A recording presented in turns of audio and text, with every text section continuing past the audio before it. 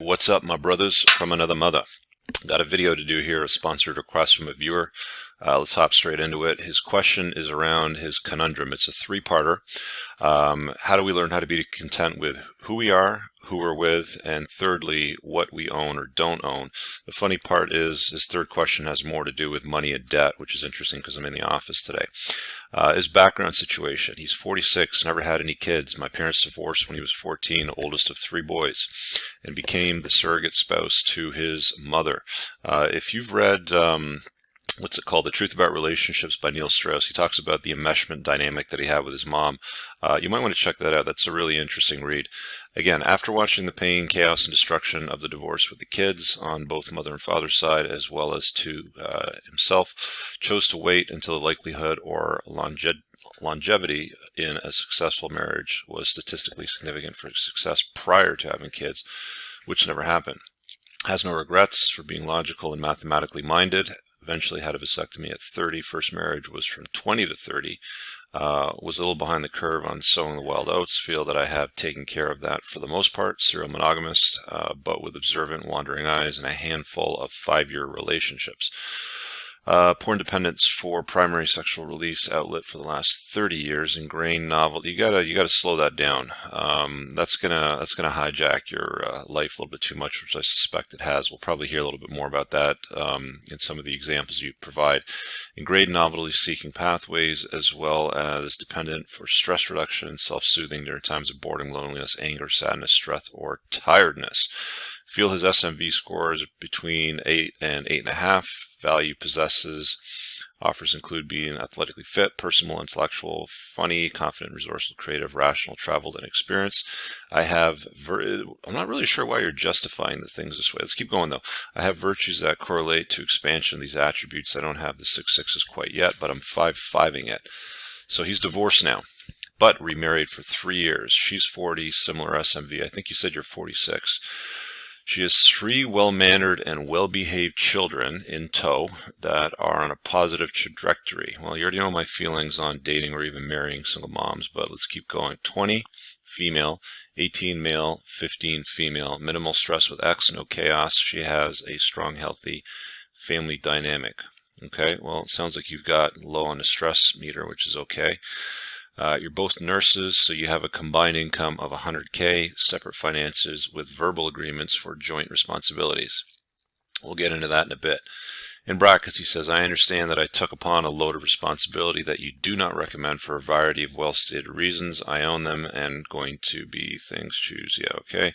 I'll put some cards up on the top right on videos and single moms you guys should check out if you're newer to the channel. It's worthwhile. Number one, first question, how do you be content in who you are? I'm not sure this is even beneficial, positive goal. I see that the argument is never to be content, never be satisfied, and never be pleased with who you have become because you never are the strongest version of yourself and you always strive to improve. But on the other hand, you should be able to look at yourself in the mirror and feel positive emotions towards yourself and have gratitude and appreciation towards yourself for the work that you've done for yourself, but understand the future and use dependent on the present you to continue positive path, behaviors acquisition. So how do you find contentment in who you are? It's an interesting question. It really depends on what you're driving at here. I think a lot of people, when they get to that stage and then they kind of relax. And if you relax, you stop competing, you stop chasing excellence.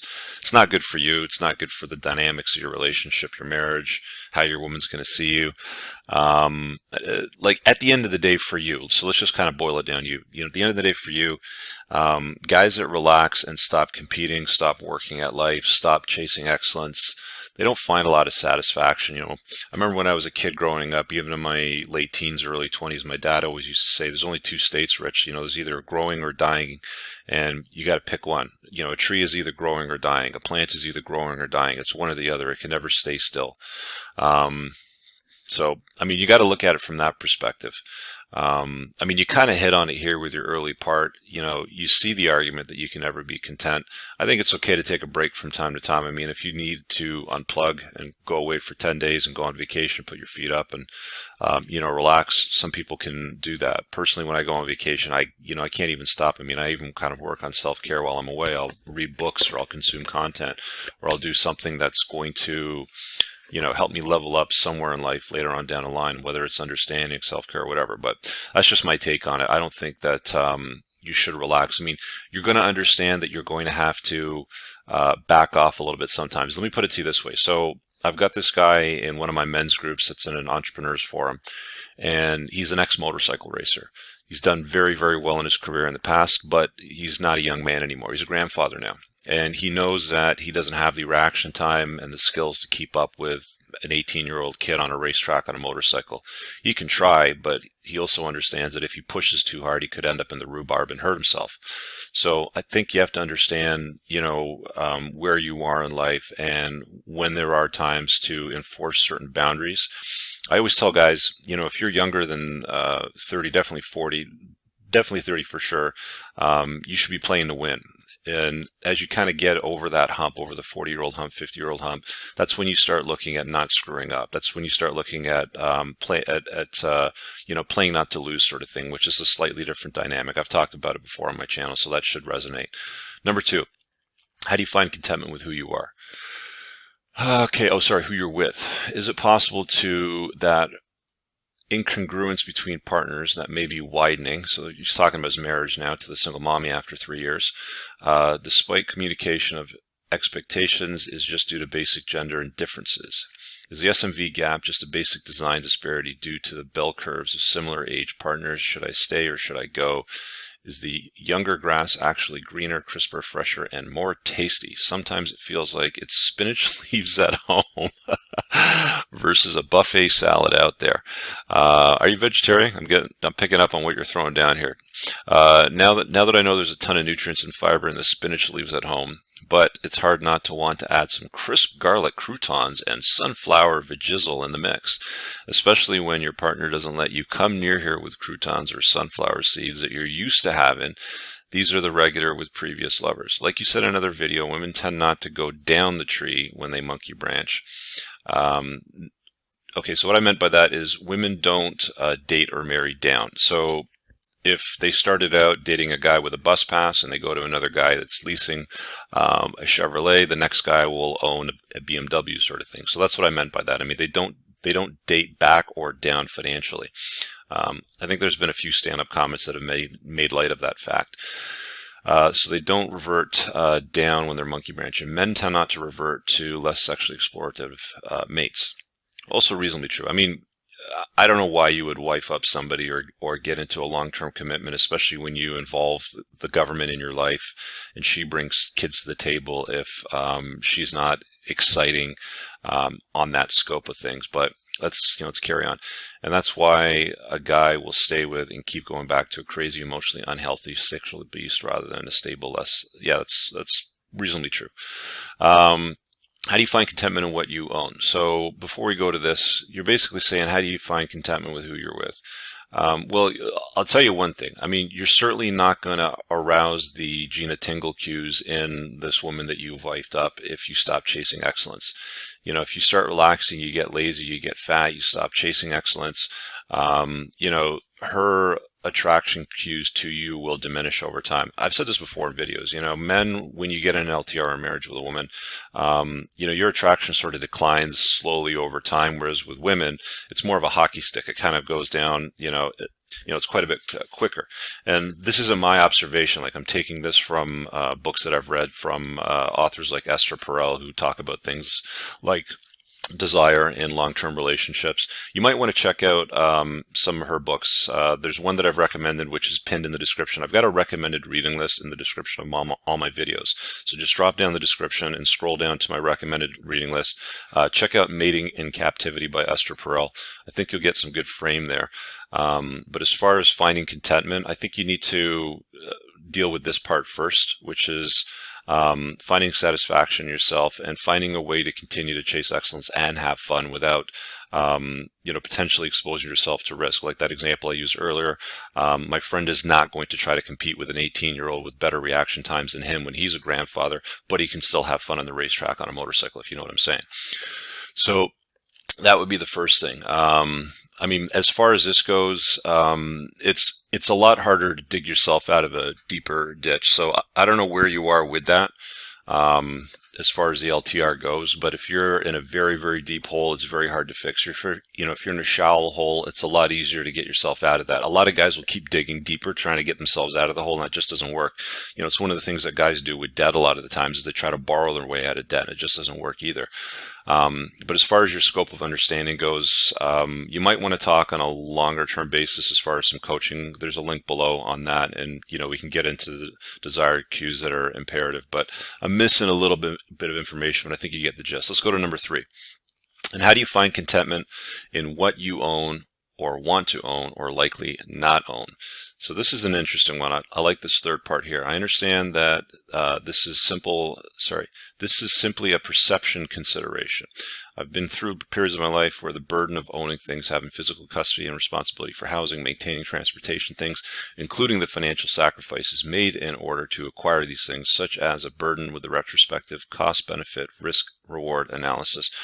That's a mouthful. Was insanity. This is insanity. It sounds like you've gotten rid of some stuff. A couple of years ago, you purged 95% of everything that you owned and then got down to 100 items in total. It took about 4 months of going through things, figuring it was what I needed to have, and that wasn't what I wanted to have, holding back major emotional intellect. Okay, most of the things I sold, either market value or was difficult, sold cheaply to give away. You got rid of the stuff. Good. You're going on a lot about this stuff. Let me get to the money part here. Some family thought I was going to kill myself because they were getting boxes of coins, family heirlooms, jewelry. I found out that the less I owned, the more content I was. Yeah, I've talked about minimalism before. I'll put a card up on the top right on a video I did on minimalism a while back from my own experience. I hope you've seen it. If you haven't, check it out. But now I find myself remarried. Okay, so here we go. So now you find yourself remarried in a house with a mortgage and car poor, the majority of the debt load. After 3 years of marriage with my wife, it's interesting how just as an observation, it's interesting how you entered the marriage getting rid of all your crap and out of debt, and now that you're in a marriage 3 years later, you're in debt with a mortgage and car poor. Majority of the debt. After 3 years of marriage, my wife and I remain separate finances and have a verbal agreement to share a portion of monthly bills. Then it's pretty much in relation to the disparity of income. For example, your income is 80 and her income is 40. Now that's interesting because you said earlier that you're both nurses and you're earning about the same with a combined income of over 100 grand, but you're making up the majority of the household income. You bring no kids to the table, she brings 3. Anyway, let's carry on. Then I'm paying about 66% of the monthly bills and she's paying 33%. Unfortunately, I recently discovered that with a 3-month time frame, she had over 20 NSF charges on her checking account. Wow. That's a big problem, dude. That's a huge red flag, which is chronically behind on all of her bills despite me inquiring about her financial situation and her telling me she's doing great. No savings account, no cushion, blatant miscommunication. This is a problem, man. Without being an a-hole, I communicated my viewpoints of the potential terminal nature of the situation due to my instance on accurate, transparent communication, the personal accountability and responsibility in both aspects of the self and aspects of the relationship. In order to find a solution for us, I absorbed some of her, so you're paying off her debts now. In order for her to be more manageable place, that's not what you do. You definitely do, you don't bail somebody out of their bad choices. You certainly don't bail out somebody that's made some bad financial choices and take on the burden of that responsibility. I mean, my entire debt business is built around this right hand over here. This is like just a press piece that we did, but it's just I get that it's coming from a good place for you, but at the end of the day, it's her responsibility and she needs to take ownership for it. You bailing her out is not going to teach her any kind of lesson. A woman at 40 years old should have some savings. She should have her head screwed on right. And I wonder why she's making only 40 grand if you're both in the same profession and you're making 80. There's something wrong there. I'd be asking questions in my head about that. Anyway, I don't have any clarity there, so I'm going to carry on. More manageable place for monthly bills, but concerned the baby may reoccur. It'll definitely reoccur. If she doesn't have a pot to piss in or a window to throw out of right now, and she's relying on you, and you're in debt, and you're car poor, which you weren't 3 years ago before you got married, this is a problem. This is something you need to deal with. I'm not in the position to absorb all the monthly expenses and feel like my primary responsibility is accurate communication of my non-negotiables in this regard. It's frustrating logistically, financially, and emotionally. I refuse to be her father, her accountant, or her B. Your viewpoint and time is greatly appreciated. Hopefully there's some value in common threads on this topic with your rational male and female viewers. All right, ladies and gentlemen, there you have it. Leave a comment below based on your experience, and here's mine.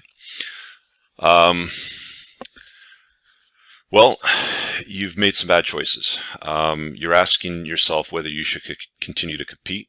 You know, what's the point in pursuing excellence for yourself? You're obviously not having a great sex life. I mean, you're talking about croutons and sunflower seeds and stuff, throwing that into a mix. So that's not going well for you. And you're also dealing with the burden of debt. So how do you find contentment in all that? You don't. You have to deal with the problem head on. I mean, you can't be complacent. You can't just look at it and go, all right, you know what? This is where I'm at in life, and I'm just going to suck it up and deal with it as best as I can. You know, you came to the table, from what I understand, with no debt and a minimalist mindset. And 3 years later, after the marriage, you're not having a great sex life. You're questioning whether or not you should continue to compete, or you should just be happy with yourself. It sounds like you just kind of want to resign to where you are and not continue to chase excellence. And then the third problem is she's making some bad choices with money. She's financially irresponsible. So, my friend, you're going to have to set some boundaries. It's now boundary time. It's not vetting time because you're already married to her. So now it's boundary time. You know, you for yourself, number one, have to continue to chase excellence. That itself is going to partially take care of number two. You're going to see desire and arousal cues go up. I'm assuming they went down over time after you got married because you said I do. She put her feet up, and you know, there's less competition anxiety, but that's part and parcel of what happens when you get married. Why I definitely recommend you never wife up a single mommy. And, you know, number three, and more importantly, you got to put some boundaries around her financial obligations to the household. You're making most of the money. She's spending most of the money, and she's bringing all this, you know, as far as problems to the table. Now, these kids, I'm assuming, are probably going to, you know, want to take some sort of post-secondary education. You didn't say where you live. Either way, post-secondary education or university or college is not generally cheap. And if she doesn't have the money, guess who's going to be paying for it, bucko? It's going to be you. So you need to get her head screwed on right so that she can start finding ways to dig herself out of the hole that she dug herself in. I'm not really sure how much the debt load is, who she owes, if it's secured debt or unsecured debt. There's lots of questions to ask around that. So I'm going to wrap up the request on that note. Just some things for you to consider. Real quick, if you have a request, you can go to entrepreneursandcars.com/request, card up on the top right, fill out this form, you make the PayPal donation, you send me your information. It comes on the second form. Bit of a interesting dilemma. I had a guy that asked me to do a rant on a topic the other day, and I enjoyed doing that. So if there's something that you want me to do while driving the car, make it a shorter request just so I can kind of read it out loud in 30 seconds or less, kind of like a tweet. And I'll do that while mobile in the vehicle because I do enjoy doing those just kind of off the cuff. Anyway, thanks for checking out today's video. Hope you guys have an amazing one. Peace.